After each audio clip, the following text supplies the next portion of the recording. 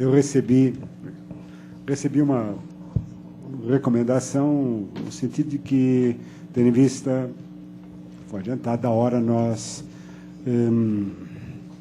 não abríssemos o debate e, simultaneamente, que tentasse, se é que isso é possível, num esforço de síntese, não mais do que 5 minutos, juntar as peças dessas 3 excelentes apresentações sobre o nosso tema, o papel do Supremo na democracia brasileira, desempenho adequado.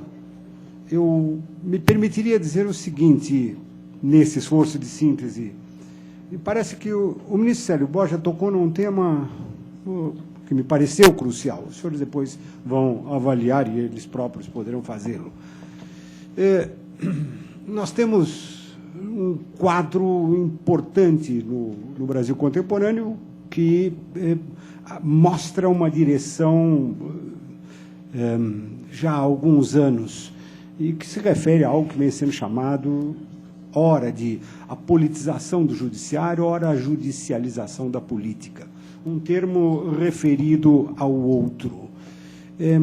Essa relação mútua de judicialização e de politização provoca uma mudança, acho que foi salientado pelo ministro Célio Borja, provoca uma mudança importante no tempo da justiça. Isto é, a justiça, desde há séculos, não? E do modo como ela foi constituída ou construída pelo liberalismo do século XIX, ela sempre teve um tempo cronológico que vai do passado para o futuro. Quer dizer, o juiz julga aquilo que aconteceu.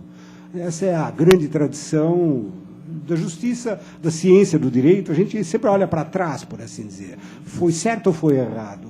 Pois bem, esse movimento de politização da justiça traz uma questão nova no mundo que a gente vive, que é a questão dos resultados. De repente, a justiça começa a ser julgada ela própria pelos resultados, ou ser estimada pelos resultados. E a judicialização da política joga fogo nessa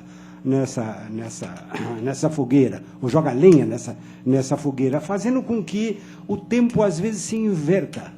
Isto é, o Judiciário e o Supremo, no caso específico, é chamado a olhar para o futuro.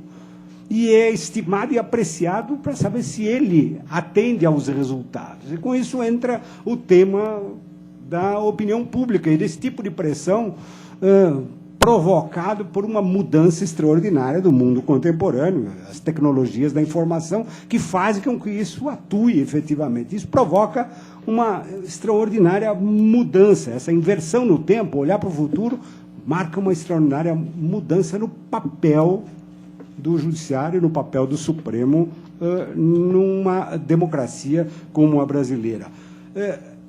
Posso entender, se me permite o professor Joaquim Falcão, que a sua apresentação venha ao encontro dessa modificação, quando ele, então, levanta a questão da harmonia, não? Da harmonia e o locus da legislação.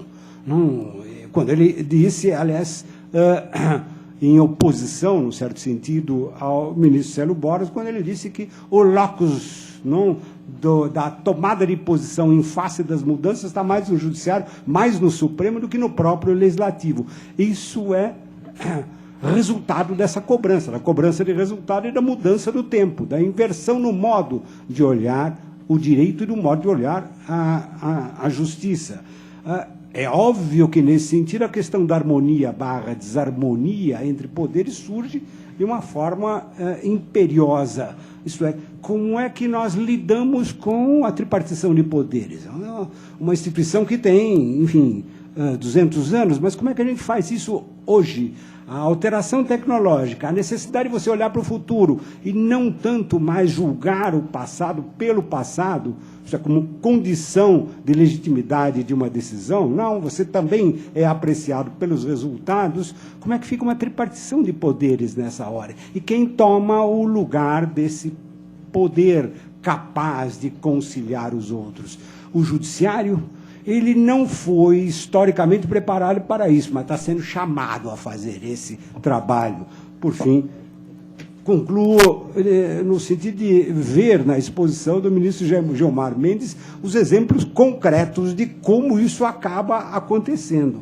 Isto é, o que a gente percebe pelos exemplos trazidos e pelas observações pertinentes apresentadas sobre os próprios exemplos, nós percebemos que o ministro Gilmar Mendes acaba por trazer à baila a questão de como enfrentar um tema que a justiça apenas, o judiciário e o Supremo, apenas de uma forma derivada, uma função que apenas de uma forma derivada aparecia, qual seja, como legitimar situações. Esse me parece o grande tema do papel do Supremo numa democracia século XXI aqui no Brasil. Isto é, a gente vê um poder judiciário e, sobretudo, o Supremo Tribunal Federal chamado não propriamente a alterar. O ministro Sérgio Borges chamou a atenção para problemas de ordem tecnológica. Quem pode enfrentar, alterar? Há pouco nós falávamos, pode haver videoconferência na hora de fazer um inquérito, etc. Quem é que pode segurar, no mundo de hoje, a transformação tecnológica? O problema não é mais como enfrentar os fatos, mas é como legitimar aquilo que é impossível de ser alterado, que vem como um roldão. Esse papel deve trazer frio no estômago de quem decide.